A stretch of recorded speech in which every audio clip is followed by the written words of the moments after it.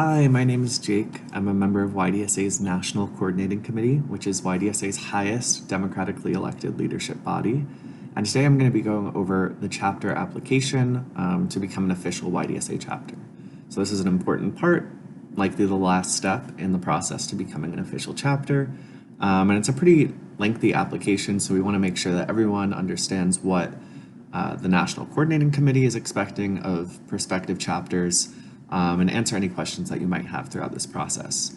So I'm going to start out with this brief presentation, and then we'll head over to the actual form itself and go question by question so you know what you need to complete for each question. So to start, why should you apply to be an official YDSA chapter? For one, you'll get support from YDSA nationally, so that includes organizing tools like Spoke, which allows you to text thousands of people in a few minutes. So you can send text before meetings, text about upcoming events or actions that you're holding. And you also get access to Action Network, which allows you to create a detailed membership list, event RSVP forms, send emails, and a bunch of other handy tools to keep track of who's in your club and how active they are. You'll also get support from staff members, the National Organizing Committee, and the National Coordinating Committee, who are available to meet with chapter leaders, work through issues that you're having, and will also periodically give trainings throughout the year about different organizing aspects and issues that we're facing. You'll also get representation at YDSA conventions. So the YDSA convention is the highest decision-making body in YDSA. So that's where we elect the National Coordinating Committee, make changes to the YDSA National Constitution, and pass resolutions about what work YDSA should be doing. And every chapter, every official chapter, gets to send delegates to the YDSA National Convention. So as an official chapter, you will be able to send a delegation to the convention and have a say in YDSA's direction at the national level. You also, by being an official YDSA chapter, will be participating in a national movement of students organizing for socialism on their campuses, with more than 150 chapters that are active all across the country right now. And then just a little overview of the application process. So to become an official or chartered chapter, that's another way of saying official, you have to apply through this process. There's no other way to become an official YDSA chapter. After you submit your application, the National Coordinating Committee, also known as the NCC, will review your application to ensure that your chapter is set up to be successful and that you're in line with YDSA's principles. The NCC will either vote to approve your application if we think you meet those criteria, or we'll ask for clarity if we're confused on something you wrote, or suggest slight changes before we approve it, just to make sure that you're set up in the best way possible to succeed. This whole process, from you submitting the form to us receiving it, reading it, voting on it, and then letting you know about our decision, usually takes about a month. We get our chapter applications in batches, so it can be a kind of long-ish process. But if you have any questions about that or the status of your individual application, you can reach out to Anna and Caleb, who are the two YDSA national staffers, and they'll let you know where your chapter application is. And lastly, more detail is better. The National Coordinating Committee wants to see that you have specific plans and goals for your chapter, and by being more specific, we can get a better sense of what those plans and goals are, and it will make our decision-making process easier and likely avoid us having to ask for clarification on something. So it can speed up the process in that way too. Cool. So now I'm going to head on over to the form itself. You'll notice that there are two links here at the top of the form. This chapter application training will probably be updated with a link to this video. And this chapter application guidelines is something that you should read before you submit this application. It has a pretty thorough list of what we're looking for in your constitution, as well as some other comments on other aspects of the application. So definitely make sure you read this over because it has a lot of information about things that we will be looking for in your application. So first, we ask some pretty generic questions about what school you're at, what you want to name the chapter. So for example, most schools will say Young Democratic Socialists of America at school name, or school name Young Democratic Socialists of America. For example, I'm a member of Young Democratic Socialists of America at NYU.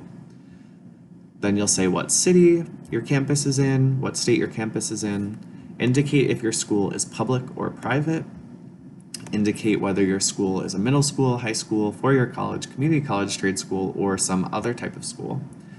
And then also create a chapter email. So this should be an email address that is not tied to any of your personal addresses. It's independent of your own emails. So for example, for NYU, ours is nyuydsa@gmail.com. You can choose whatever service you want to host your chapter email on, but I personally recommend Gmail just because I think there's a lot of features there and a lot of people are already on Gmail, so you can send calendar invites to members and host various other like Google-based services off your chapter email, which can be helpful. It then asks about chapter social media accounts. Social media may seem like something that's not super important at the start, but it's a great tool, especially during remote and hybrid instruction, to reach other students. So you can advertise about your meetings on social media, interact with current events or things that are happening on your campus. And it's a great way to reach people that are outside of your chapter too, because there's a high chance that people will share those posts with other people at your school, and you can expand your audience in that way. Then it asks if you're an officially recognized club on your campus. This is a pretty important part of the process. Being an official club gives you access to certain privileges that non-official club student groups don't have, such as reserving rooms on campus for meetings. Some institutions give funding that clubs can use to buy food to bring people to meetings, and other privileges like that. I know that it can also help if students are attacking your club because of political differences. The administration, if you're an official club, sometimes will step in and be like, no, this is an official club, and kind of defend you from some of that. So it's useful in that sense too. Moving on to the chapter leader section, the NCC asks that every chapter has 3 to 4 people.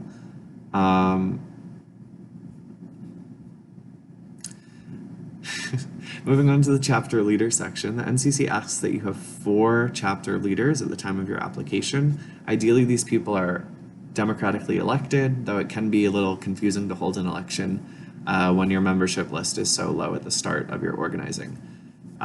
We want these people to have clearly defined titles and roles. So for example, we have chair, co-chair, vice chair, president, vice president, secretary, treasurer, just because these are the common ones that most chapters will use, but you can also have another role if you would rather have a different position listed. The reason that we asked you to have specific positions is because it helps divide the work up clearly.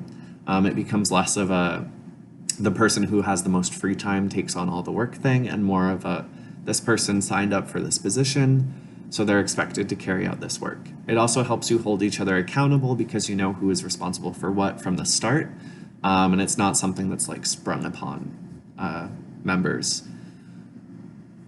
And the first person listed, so chapter leader number 1, should be the primary contact between your chapter and National YDSA. So anytime we need to get in touch with your chapter, we will be reaching out to whoever you list as chapter leader number 1. So just make sure that that is included in their responsibilities of their position, as well as just someone who is able to look out for emails or texts or calls from us, because we might have to reach out with something important every now and then. After this leader section, we move into we have a question about what month your chapter will hold elections. This just helps us keep track of when your leadership will turn over and when we may need to reach out and see who your new leadership is so that we can update the primary contact on our end. So after that, we ask some of the longer questions about what your chapter plans to do, basically. So first we ask what your chapter's immediate and long-term goals are. These goals should be specific, ambitious, but also realistic. So we don't want you to say that in the immediate term, in our first year, we're gonna run someone for an elected position in like the state level, because that's just like so unrealistic for a chapter to do in their first year. Similarly, long-term goals, if you said we're going to win Medicare for all as a chapter, that's certainly ambitious, but is it realistic that one chapter at one school could carry out a campaign to win the entire legislation? So we want you to be realistic about what your chapter can and can't do. But that's not to say that you shouldn't think big. There are tons of issues on your campus, most likely, that students care about that you can address through your organizing and in partnering with other schools, maybe in your state or region, or DSA chapters in your state and region. You can address bigger systemic issues as well. Recruitment and development, for example, are some great immediate goals to focus around, such as like we want to recruit 15 new members and have them be active members of our chapter who come to all of our meetings in the first semester. Something like that is ambitious for a new chapter that may only have a handful of people so far, and it's fairly realistic on most campuses. Long-term goals should similarly be specific about your vision for organizing on your campus. So that includes what campaigns or issues we might want to address in the future. Membership goals in the future, like we want to have 50 members in 2 years. Stuff like that will help kind of guide your organizing in the immediate and longer term. The National Coordinating Committee is also looking out for goals around political education for chapters. So political education is basically like learning and discussing different political concepts, current events or issues, and theoretical debates with your chapter. It's a big aspect of being a member in YDSA and DSA because as socialists, we want to learn and grow and develop with one another. Some chapters will make presentations to do political education. Others will do readings. They'll read an article before and discuss that. Others will invite someone to come speak to their chapter. So in whatever way you think your chapter is capable of doing political education at the start, we'd love to hear about your ideas and plans for that because it's a big aspect of YDSA and DSA. And if you don't know where to start in terms of political education, you can go to the YDSA website at y.dsausa.org. Head on over to Get Involved, the YDSA bookshelf. And over here, you'll see the School of Socialism syllabus, which has pre-built modules about various topics that you might want to run a political education session on. So this one is What is Socialism? The Basics. It has 2 readings linked, and then it has questions for you to ask to your chapter. And this is all available, ready to go for chapters to use, and we'll be updating and expanding this throughout the next year. Moving on to the next question, how is your chapter's work connected to a national strategy to win democratic socialism? So obviously, one chapter at one school can't win socialism on its own, but if we work together, we're much stronger and able to affect a lot more change. And luckily, YDSA is part of a national organization with more than 150 chapters and organizing at the national level. So your chapter alone is not responsible for winning democratic socialism. But we know that there's a long and difficult road ahead to actually winning socialism. So we want to know how you think your chapter fits into this vision. Perhaps you're developing members who will continue to be lifelong socialist organizers. Perhaps you're creating new labor unions and doing labor organizing on your campus. We just want to see that you are thinking about this kind of like national strategy because YDSA is a national organization and DSA is a national organization. And we want our chapters to feel like they're a part of that organization and have an understanding of how they fit into that overall plan. Our next question is, what are 1 or 2 priorities for your chapter in the next year? So NCC members prefer chapters to run campaigns because we think running campaigns allows you to recruit and develop students as well as address issues on your campuses that will grow your presence on your campus. These campaigns should have a specific plan to bring new members in. So for example, our chapter will be tabling at X location at Y times. So that's a specific plan to be reaching out to new students and pulling them into your chapter. And remember that you don't need to tackle like the biggest issues on your campus when you're just starting out. You can focus on relatively minor issues that are widely felt by students at your school and grow your name recognition, develop your existing members, and recruit new people. One example of that is Boston University YDSA's campaign around free laundry. Most people don't think that like paying for laundry is like the biggest issue affecting students on their campus. But this YDSA chapter ran a campaign around it and won free laundry for the school, which obviously affected everyone who went there and was using university laundry facilities. So that's just one example of a smaller issue that affects everyone on campus, or most of the people on campus, that you can use to start developing your chapter and get used to running campaigns. And remember once again that these priorities should be realistic, things that you can accomplish within the next year, and not something wildly ambitious that isn't really possible for like a smaller or newer organization to complete. So just keep that in mind when you're filling this out. Next up is the membership list. So it's important to keep a detailed membership list from the start of forming your chapter, because in the future you don't want to have, dozens of members and no organization and have to build this all from scratch. So we have a sample membership list linked in here, which you can use. But ideally, the NCC is looking for something like this, where it's well organized. You have name, chapter positions, contact information tracked, as well as information about their dues and what events they've attended. So this helps you keep track of who in your chapter is active, who you need to reach out to maybe come back to meetings, get active again, ask why they stopped coming, and which members would be good people to give organizing asks to. So like, hey, we notice this person has come to all of our meetings, but they're not really involved in our campaign. Let's ask them to come to the table for one day. And then through this membership list, you can keep track of who you're developing and organize new leaders in your chapter.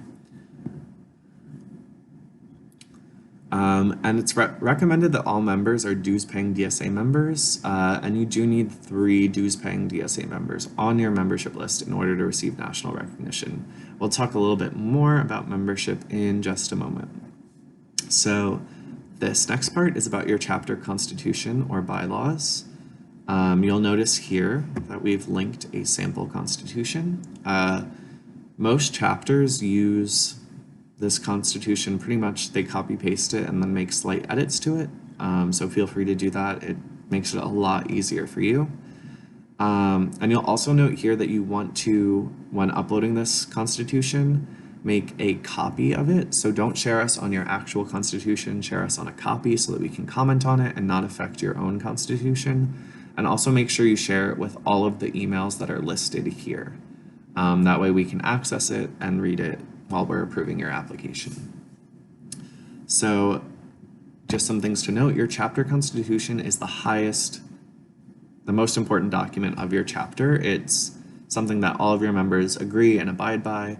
And generally only full membership meetings have the authority to change your chapter constitution. So this is not something that an organizing committee, a leadership group on their own is changing. This is something that all of the members should have a say in changes that are happening and be able to propose changes, because that's a much more democratic process than just having a small group of people control this. So like I said earlier, we have this constitutions and bylaws guidelines, which is linked at the top of this form.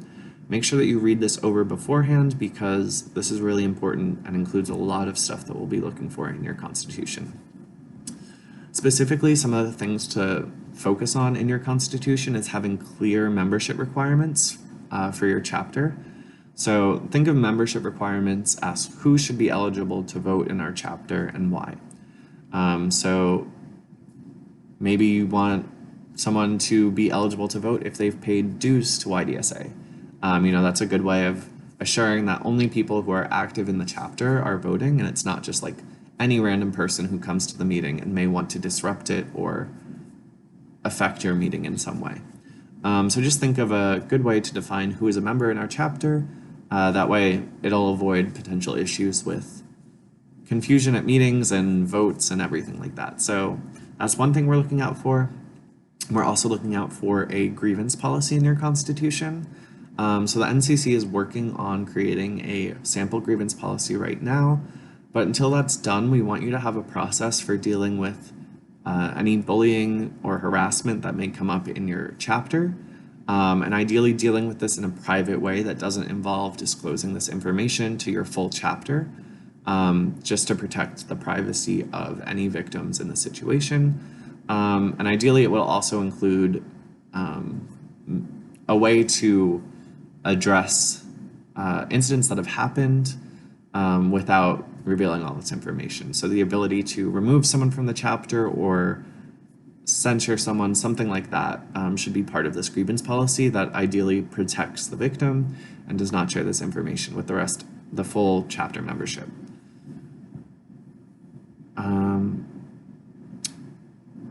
Cool. And then we're going to move on to the logo. So every YDSA chapter has a logo. Usually chapters will feature their school mascot or like some other identifying factor from their school in their logo.